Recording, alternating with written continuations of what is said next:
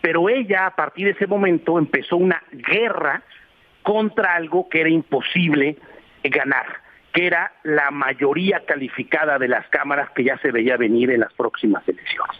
Fue una guerra de vencidas y no ha habido, repito, puede ser injusto, puede ser desde tu punto de vista incorrecto, pero es legal.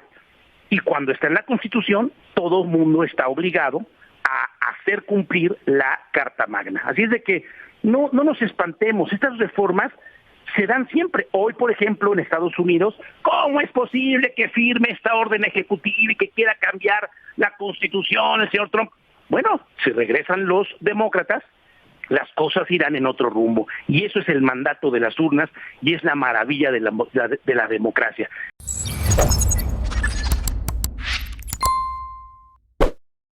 Un saludo para los pregoneros, con todo mi corazón. Un saludo a los pregoneros.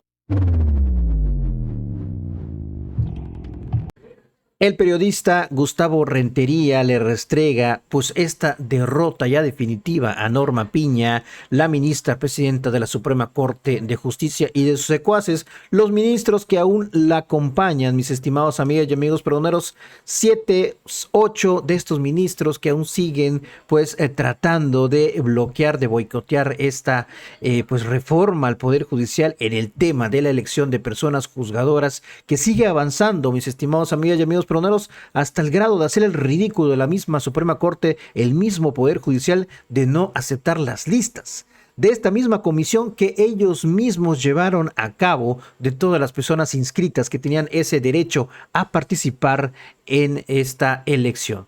Vamos a escucharlo, así lo dice Gustavo Rentería y pone en su lugar en Proyecto Puente a Norma Piña y sus secuaces. Me voy hasta la Ciudad de México con nuestro querido amigo, el colega, como cada jueves. Es un gusto escuchar a Gustavo Rentería.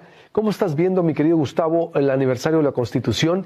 La nueva república, la Norma Piña, pues su estrategia de la Corte, se van derrotados, quieras o no. Ese es el resultado de no entender los nuevos tiempos, nos gusten o no. ¿Cómo estás? Bienvenido. ¿O cuál es tu opinión de lo que vimos ayer? Luis Alberto, buenos días. Un saludo al amplio auditorio de Proyecto Puente en Sonora, Arizona y donde quiera que capten esa señal. A ver, déjame remitirme rápidamente a principios del siglo pasado. Los representantes, por cierto, ahí estuvieron 3 o 4 sonorenses, de los estados que conformaban la nación en aquel momento, fueron a Querétaro a discutir la conformación política del país. No se llama la constitución jurídica, no es social, no es económica, es la constitución política, es decir, hubo un consenso nacional de cómo se iban a dividir el pastel de la política y por ende cómo se iban a administrar los recursos. Había prerrogativas y había obligaciones. Por ejemplo, la primera parte de la Constitución es de avanzada. Se sigue diciendo que los constituyentes del 17 hicieron un gran trabajo, porque por el simple hecho de ser seres humanos en el territorio mexicano, adquirían prerrogativas. No se conocía todavía la Carta Fundamental de los Derechos Humanos, que se redactó hasta después de la Segunda Guerra Mundial, pero ya había ideas humanistas que venían, por ejemplo, de la Revolución Francesa. Todo mundo es igual, no importa tu color de piel, tu condición económica, tu sexo. Bueno, ¿y qué ha pasado a lo largo? Bueno, repito, era un consenso político. ¿Y qué ha pasado? Me salto en el tiempo hasta nuestros días, que se ha ido enmendando la Constitución. Y esto es obvio. ¿Por qué razón? Porque en aquel momento llegaban a caballo y con carretas. Hoy llegan en autos eléctricos el constituyente permanente. Tienen TikTok, tienen Facebook, te están escuchando en este momento en su automóvil y no viven en Sonora, pero están interesados en lo que pasa por allá. Y el país se transformó. Entonces, esas enmiendas o esas reformas son normales en cualquier país. Ahora, ¿cómo se hacen esas reformas o enmiendas? A través del poder reformador de la Constitución. ¿Qué dice la propia Constitución? Bueno, pues para que se cambie, no a capricho del gobernante en turno, tiene que haber mayorías calificadas, 2/3 partes, y el consenso nacional de los congresos, 50+1. Voy a poner 2 ejemplos para captarlo muy bien. El primero es el acuerdo político por consenso que fue el Pacto por México de Peña Nieto. Para hacer sus reformas estructurales, unos dirán que compró a los legisladores, pero no entremos en esos terrenos. Convenció al PAN y convenció al PRD que fuera con el PRI para poder enmendar la Constitución. Se hizo un pacto social, otra vez, negociación política. O lo que pasó en el 18 y en el 24, que logró un solo partido político tener la mayoría calificada, 2/3 partes en el Congreso. Entonces, no debemos de rasgarnos las vestiduras, como dicen en la comunidad judía, cuando muere un familiar. No debemos de rasgarnos las vestiduras, porque es parte de esta negociación política.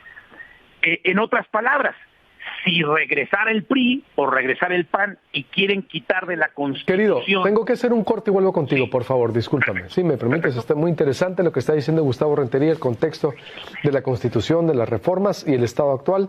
Volvemos con él. Estoy hablando con Gustavo Rentería, nuestro colaborador, periodista, analista nacional, sobre los temas del momento y sobre el aniversario de la Constitución. Me hacía un recuento de lo que ha significado desde la Constitución de 1917 hasta llegar hasta nuestros tiempos y el contexto político que estamos viviendo. Gustavo Rentería, adelante, amigo.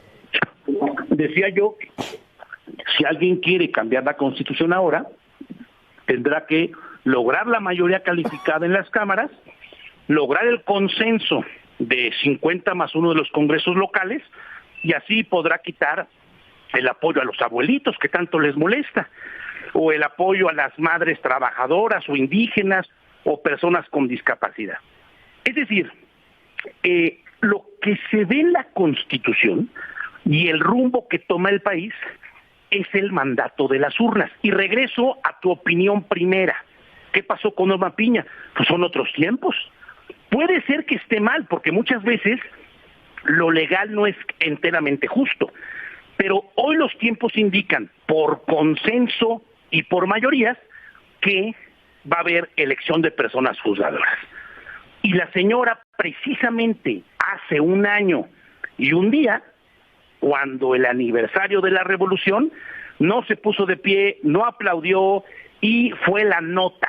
No estoy diciendo que se subordine al Poder Ejecutivo, pero ella a partir de ese momento empezó una guerra contra algo que era imposible ganar, que era la mayoría calificada de las cámaras que ya se veía venir en las próximas elecciones. Fue una guerra de vencidas y no ha habido, repito, puede ser injusto, puede ser desde tu punto de vista incorrecto, pero es legal. Y cuando está en la Constitución, todo el mundo está obligado a hacer cumplir la Carta Magna. Así es de que no nos espantemos, estas reformas se dan siempre. Hoy, por ejemplo, en Estados Unidos, ¿cómo es posible que firme esta orden ejecutiva y que quiera cambiar la Constitución el señor Trump? Bueno, si regresan los demócratas, las cosas irán en otro rumbo. Y eso es el mandato de las urnas y es la maravilla de la democracia. Antes los gobernaba el señor Padres y ahora los gobierna el señor Durazo. Que la gente decida qué modelo económico quiere para el rumbo de Sonora, por citar un ejemplo, querido amigo. Ahorita hablaba aquí con mi tocayo, director de Bioni, Luis Carlos, le decía, pues es como lo de Elon Musk, están eliminando los fondos, Elon Musk y Trump, por ejemplo, el USAID, los fondos para financiar periodismo, organizaciones. Recuerdo el International Leadership, del cual yo fui beneficiado en el 2018, hace 17 años, es decir, que a mí me sirvió, fue como un semestre universitario. Estudié allá visitando medios de comunicación, desde el New York Times, me tocó estar con Bob Woodward, tú lo ubicas muy bien, del Watergate, claro, con Washington Post. Sí. Y de ahí se me abrió la mente para venir a construir Proyecto Puente. Es decir, eso me fue para mí mi gran certificación. En fin, ¿a qué voy? Yo no pues sé ya le metieron moche, ya le metieron exactamente. Tijera. Yo no sé si eso ya no, y fue por lo que votaron los estadounidenses. Es decir, correcto, si tú me dices a mí, oye, pero ¿cómo? A ver, claro que funcionaban. Y ahora dice que es un nido marxista, todo el USAID, todo lo que está diciendo Elon Musk, están despotricando contra todo eso, maestro. Dices tú, ¿pero cómo? Tu ejemplo es maravilloso, porque esa misma organización apoyaba a ONGs, por ejemplo, a Mexicanos contra la Corrupción y la Impunidad. Si no hubiera habido ese dinero, no sabríamos, por ejemplo, de la estafa maestra, Entonces, ahora se va a quitar, pero eso es lo que votó la gente en Estados Unidos. Tu ejemplo es maravilloso. Hoy es una locura, ahora ya no van a poder becar a estudiantes mexicanos, guatemaltecos, ucranianos.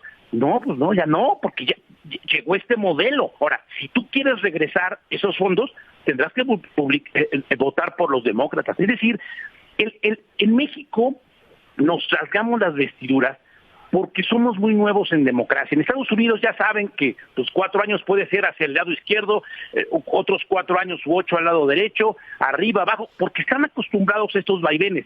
En México teníamos partido único, que fue el PRI, ¿no?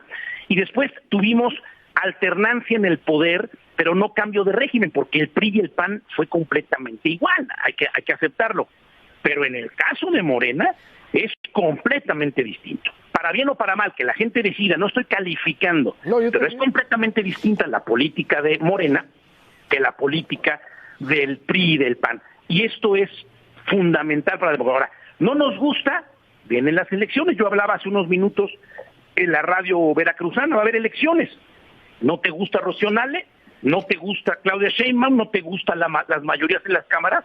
Dales un castigo en las urnas, porque van a elegir alcaldes, ¿no? O al revés, a salir a votar. Si los quieres ratificar, vótalos a favor, querido. Yo estoy de acuerdo. Te mando un abrazo. Como siempre, un gusto escucharte, mi querido Gustavo. Cuídate mucho y muy buenos días a tu público. Igualmente, sí, así es, créanme. Pueden parecer ilógico lo que está ocurriendo en Estados Unidos, pero eso es. Yo fui beneficiado de eso, soy alumno incluso de los becarios de ese gobierno, y como muchos periodistas más, aquí en Sonora hay otros también a nivel nacional. A mí me tocó ser seleccionado en México porque te premiaban la trayectoria, y no fueron los demócratas, estaba todavía George Bush.